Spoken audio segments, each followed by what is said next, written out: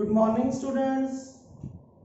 तो बेटा आज हम शुरू करेंगे क्लास +1 का सेम टॉपिक जो हमने लास्ट लेक्चर में किया था, that is types of vectors. Vectors की कुछ टाइप्स हमने कर ली थी, बाकी जो टाइप्स रह गई वो आज हम करेंगे। तो शुरू करते हैं हम टाइप्स ऑफ वेक्टर्स। तो इसके अंदर हमारा नेक्स्ट जो टॉपिक है बेटा, जो नेक्स्ट जो टाइप है that is unit vector. Unit vector क्या होता है? यूनिट वेक्टर बताने से पहले मैं आपको एक और चीज बता दूं, that is modulus of vector. Modulus of vector, किसी भी वेक्टर का मॉडुलस क्या होता है? The modulus of vector is the magnitude of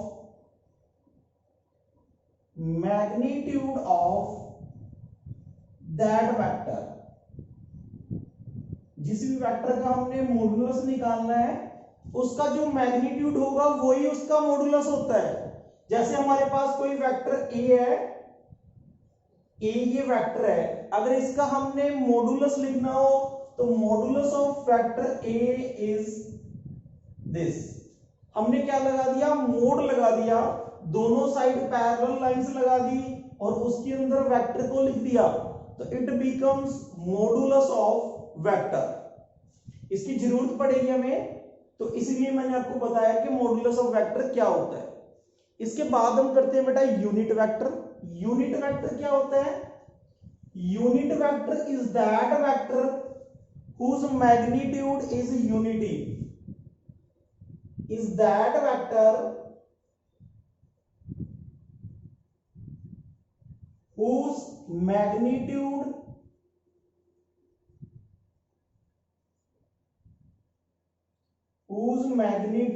is unity and direction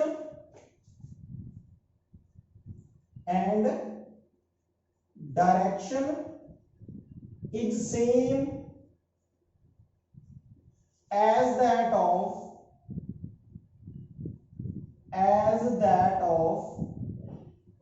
given vector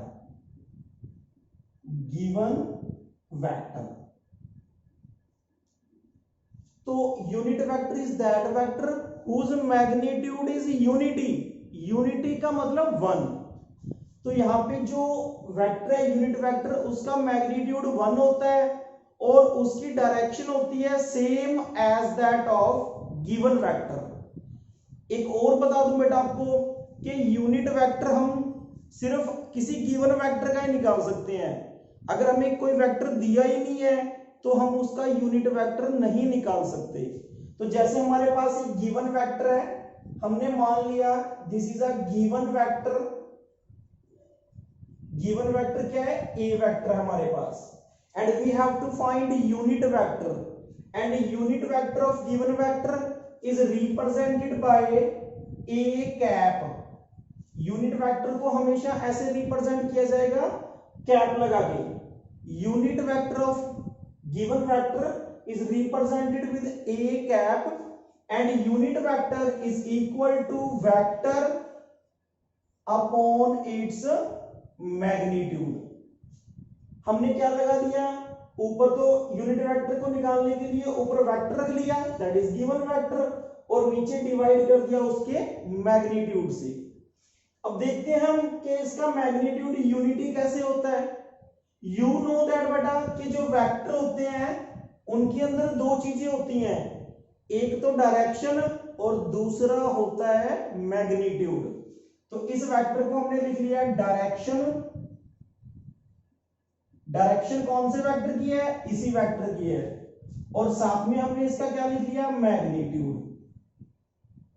क्योंकि जो वेक्टर होते हैं उनके अंदर दो चीजें होती हैं, एक डायरेक्शन होती है और दूसरा मैग्नीट्यूड। हमने दोनों लिख लिए और नीचे डिवाइड किससे करना है? डिवाइड करना है मैग्नीट्यूड से। तो तो मैग्नीट्यूड के साथ magnitude cancel, it means magnitude कितना हो गया 1 यूनिटी। तो हमने यही तो बताया था कि मैग्नीट्यूड यूनिटी होता है। और यहाँ पे सिर्फ क्या रहेगी डायरेक्शन, और वो डायरेक्शन कौन सी है जो इस वेक्टर की थी, और ये वेक्टर कौन सा था जो गिवन वेक्टर था। तो इसीलिए हमने लिखा है direction is same as that of a given vector. तो यूनिट वेक्टर का मैग्नीट्यूड यूनिटी होता है और डायरेक्शन सेम होती है as that of a given vector, और इसको हम रिप्रेजेंट करते हैं with cap.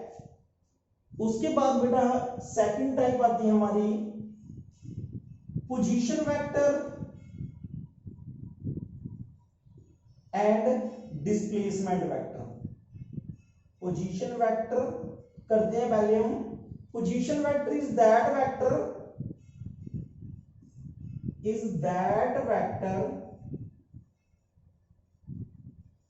which represent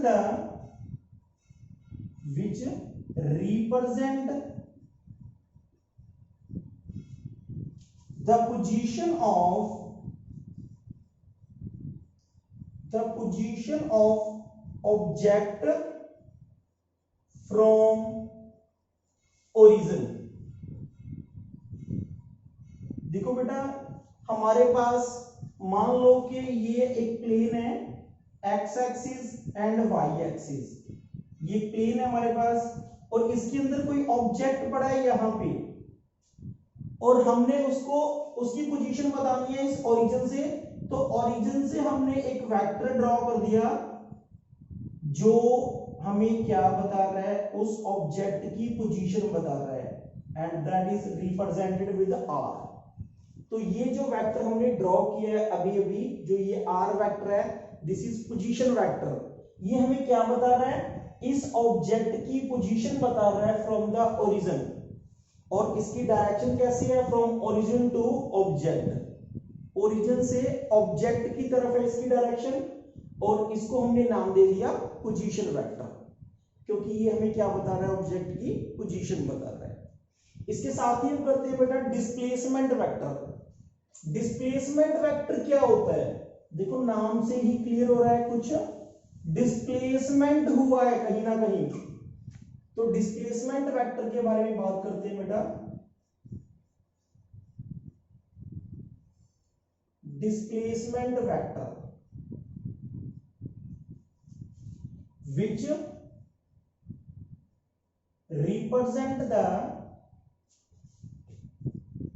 which represent the displacement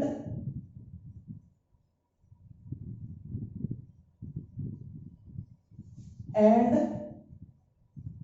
direction of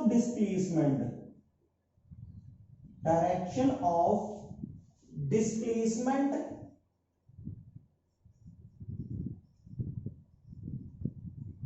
of an object in given time interval,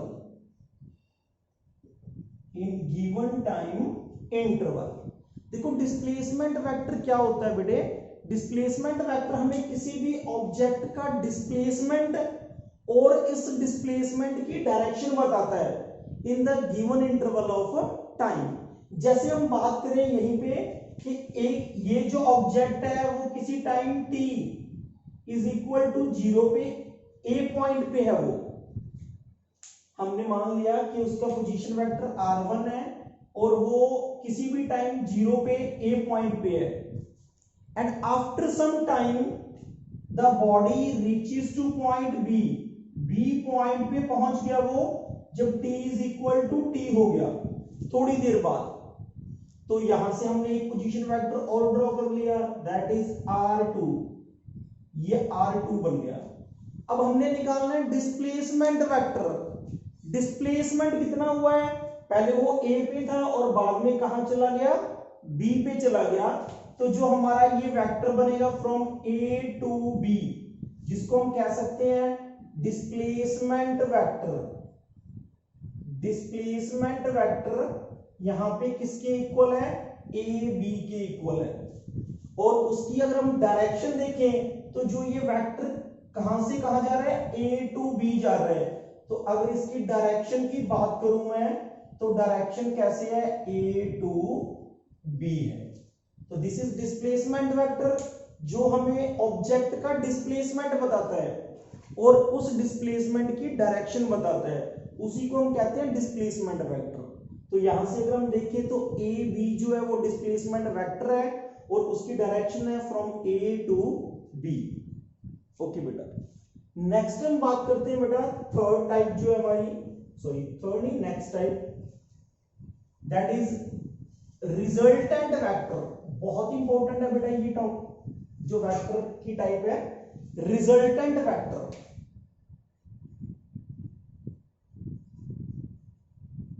Resultant vector is that vector which produce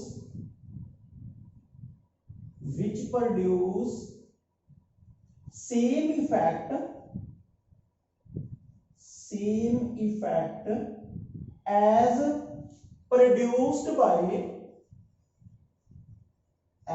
produced by two or more individual vectors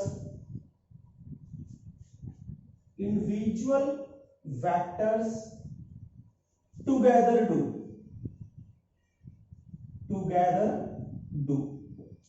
कहता है resultant vector वो vector है जो अकेला ही उतना effect produce कर देता है जितना दो या दो से ज्यादा वेक्टर मिलकर प्रोड्यूस करते हैं।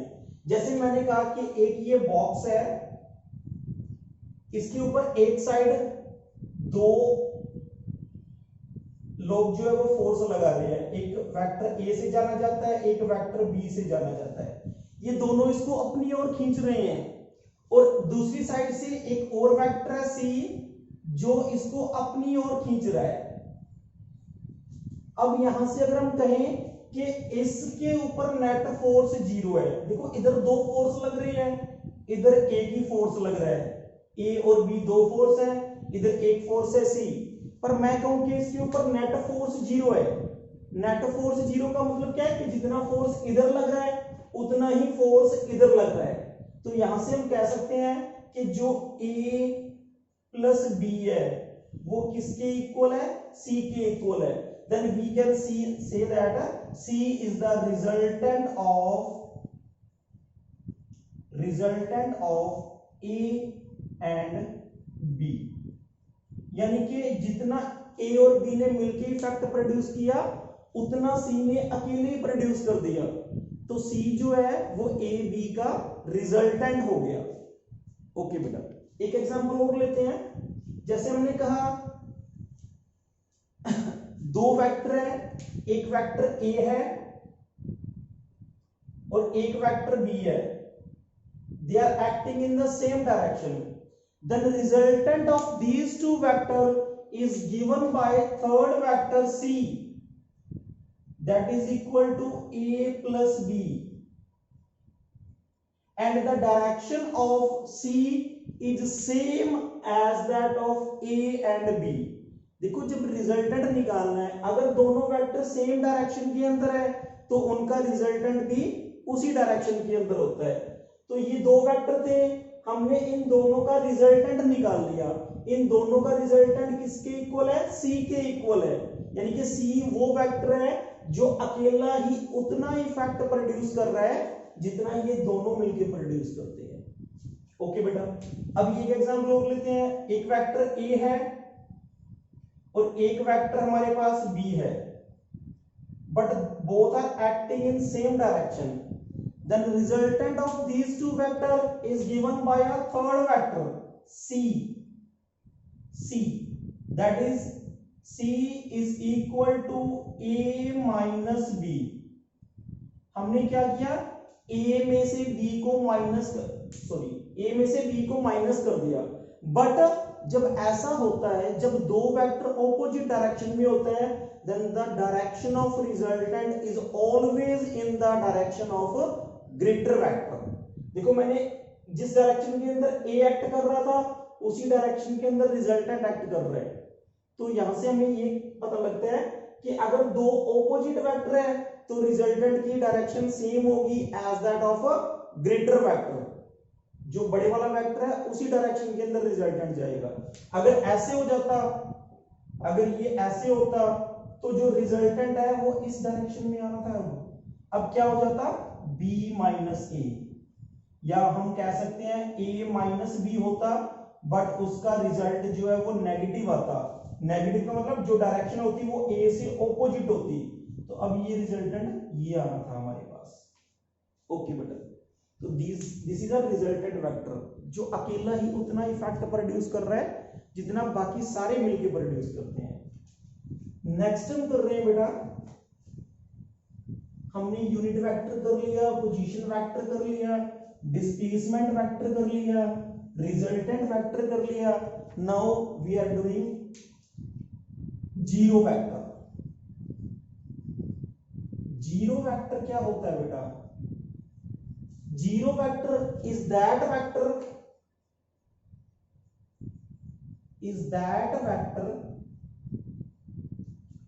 whose magnitude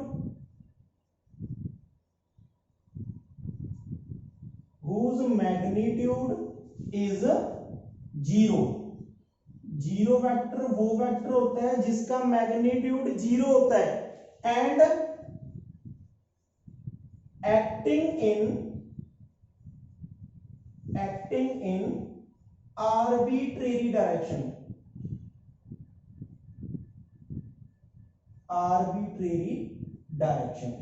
और जिसकी कोई प्रॉपर डायरेक्शन नहीं होती, आर्बिट्रेरी होती है, जो चेंज होती रहती है। जीरो वेक्टर जो होता है जिसका मैग्नीट्यूड जीरो होता है और it has no specific direction, it has arbitrary direction, किसी भी डायरेक्शन के अंदर एक्ट कर सकता है and it is represented with zero vector. Zero के ऊपर वेक्टर लगाना है हमें, तो it becomes zero vector. Zero vector को हमने ऐसे रिप्रेजेंट करना है। Zero vector is represented with zero with arrow on it. Okay बेटा, अब जीरो वेक्टर की कुछ प्रॉपर्टीज हैं। प्रॉपर्टीज ऑफ जीरो वेक्टर की अगर हम बात करें, प्रॉपर्टीज ऑफ जीरो वेक्टर, अगर हम जीरो वेक्टर को किसी गिवन वेक्टर के अंदर ऐड कर दें, then result is always given vector. When zero vector is added to given vector, then result is always given vector। जब भी हम जीरो वेक्टर को किसी गिवन वेक्टर में ऐड करते हैं तो रिजल्ट हमेशा हमें गिवन वेक्टर मिलता है। जैसे हमारे पास एक वेक्टर ए था, इसके अंदर हमने जीरो वेक्टर ऐड कर दिया तो हमारे पास रिजल्ट जो आएगा अगेन ए आएगा। तो जीरो वेक्टर को अगर हम किसी गिवन वेक्टर में ऐड कर दें तो result is same as that of given vector. अगर जीरो वेक्टर को किसी वेक्टर में से सबट्रैक्ट कर दिया जाए, सबट्रैक्ट कर दिया जाए, then result is always given vector.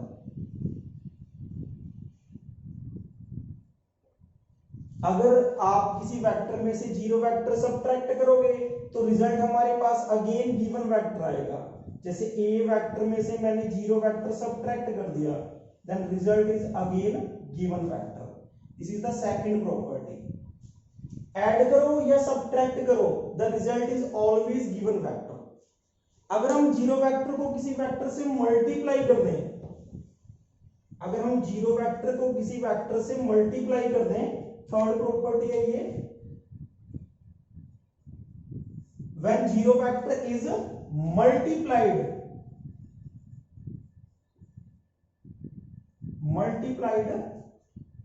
to given vector, then result is always zero vector। तो हमारे पास रिजल्ट क्या आएगा, जीरो वेक्टर आएगा। जब भी आप किसी गिवन वेक्टर को जीरो वेक्टर से मल्टीप्लाई करोगे तो रिजल्ट आएगा जीरो वेक्टर। जैसे हमने ये किया, एक वेक्टर ए था, इसको हमने मल्टीप्लाई कर दिया with zero vector, then result is zero vector. तो these are the three properties of zero vector. तो बेटे आज हमने जो किया, सबसे पहले हमने किया मॉडुलस ऑफ ए, उसके बाद हमने किया यूनिट वेक्टर, उसके बाद हमने किया position vector, displacement vector, resultant vector, zero vector and properties of zero vector. तो ये सारी जो चीजें आज हमने की हैं, आई होप आप लोगों को अच्छे से समझ में आ गई होंगी। अगर इनसे रिलेटेड आपका कोई क्वेश्चन हो तो आप मेरे से पूछ सकते हैं। Thank you.